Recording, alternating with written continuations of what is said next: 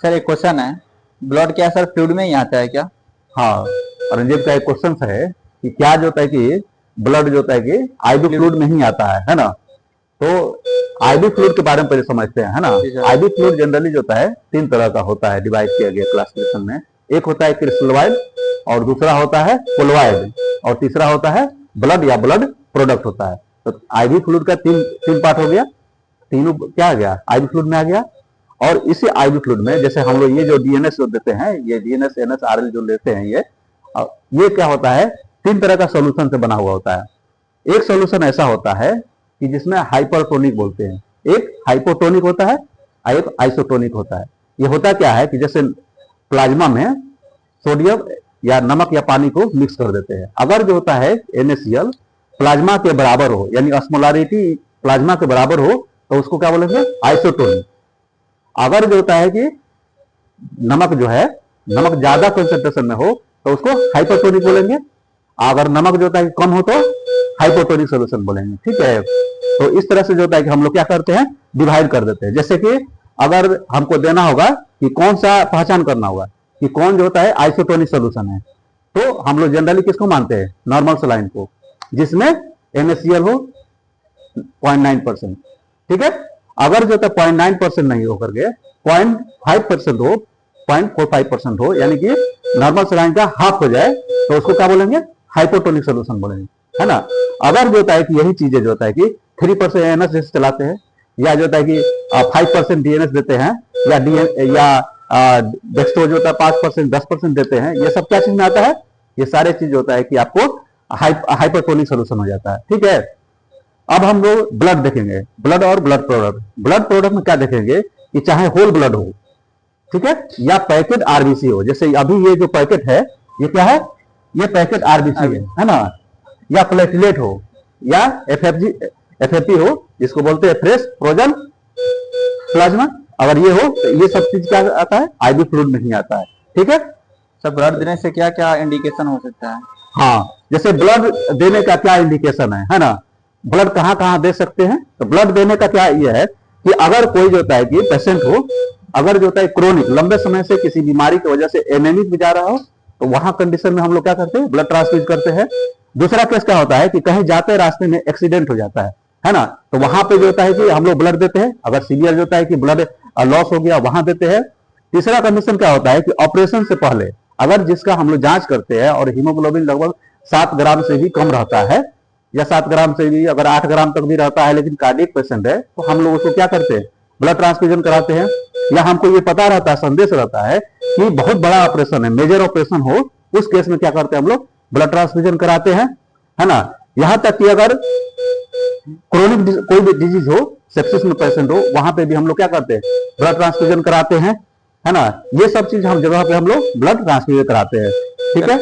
या अगर हम एग्जामिनेशन जब देते हैं, जैसे कि अभी इनका आई देखो, आंख दिखाइए जी, देखिए आई पूरा जो अभी तो जॉन्डिस में है, तो जब आई जब हम चेक करेंगे नीचे ना, तो ये पूरे जो होता है पैलर दिखाई देगी, है ना। तो उस कंडीशन में क्या करेंगे हम लोग, वो ब्लड ट्रांसफ्यूजन या वीकनेस बता रहे होंगे, इसका जो साइन एंड सिम्टम्स होगा वो ये चीज बताएंगे, तो हम समझ जाएंगे कि इनको ब्लड की कमी है ना। तो उस कंडीशन में हम लोग ब्लड ट्रांसफ्यूज करते हैं।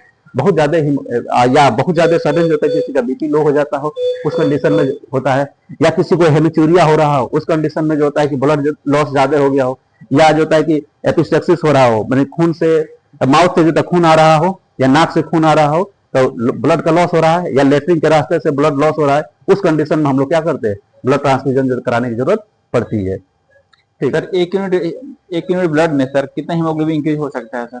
हाँ, अगला क्वेश्चन है कि अगर एक यूनिट हम ब्लड अगर पूरा चढ़ा देते हैं, इतना सारा ब्लड अगर हम देते हैं बॉडी को, तो कितना जो होता है ग्राम जो होता है कि ब्लड जो होता है इंक्रीज हो सकता है। जनरली इसका डाटा है कि 0.8 से 1 ग्राम जो होता है पर डेसीलीटर जो होता है ब्लड क्या होता है, हीमोग्लोबिन जो होता है इंक्रीज होता है, ठीक है, 1 यूनिट। सर ब्लड देने से हमें किन किन बातों का ध्यान रखना चाहिए? हाँ, अब देखना है, ब्लड जैसे हम लोग ट्रांसफ्यूज करने जा रहे हैं, तो ब्लड ट्रांसफ्यूज करने से पहले हमें किन किन बातों पर ध्यान देना चाहिए, है ना। तो ब्लड ट्रांसफ्यूजन करने से पहले हमें सबसे पहले क्या करना चाहिए कि हमें इनका वाइटल एक्टिविटी लेना चाहिए, ठीक है, कि इनका चेक करना चाहिए कि सेचुरेशन मेंटेन कर रहा है कि नहीं कर रहा है, फीवर तो नहीं है, है ना, या जो होता है इनको जो होता है कि पेशाब आउटपुट सही है कि नहीं है ना, या इनको जो होता है ये चेक कर लेना होगा कि इनका बीपी कैसा है ना, और शुगर चेक कर लेना होता है। ये सारे चेक करने के बाद फिर और भी हम कुछ चीजें चेक करते हैं, ठीक है, कि इस ब्लड को ट्रांसफ्यूज करने से पहले हम लोग इस पैकेट के बारे में पहले जान करेंगे कि ये जो पैकेट है एक्सपायरी डेट तो नहीं है, इसका ब्लड का कलेक्शन कब हुआ है, कब जो होता है कब तक इसका डेट है, ये चेक कर लेंगे, है ना। बहुत ज्यादा ठंडा तो नहीं है, बहुत ज्यादा जो होता है कि, या इसको हटा करके जब हम लोग चेक करेंगे तो यहाँ पे जैसे लाइट निकालिए, मोबाइल का लाइट निकालो, और जब लाइट जलाएंगे तो इसमें देखेंगे अगर जो होता है कि ब्लड जो होता है अंदर जो होता है कि क्लॉट हुआ है कि नहीं हुआ, है ना, क्लॉट हुआ कि नहीं, ऐसे करके हम लोग डायरेक्ट यहाँ देख करके हम लोग चेक करते हैं कि क्लॉट हुआ है कि नहीं, है ना। तो देखिए क्लॉट नहीं हुआ, रेड कलर दिख रहा है ना, ये है ना रेड कलर का ये, तो इसमें ये क्लॉट नहीं है, क्लॉट नहीं है इसका मतलब है कि ब्लड जो होता है कहीं भी आप चढ़ा सकते हैं, है ना, ब्लड चढ़ा सकते हैं। ये एग्जामिनेशन करके चेक कर लेंगे।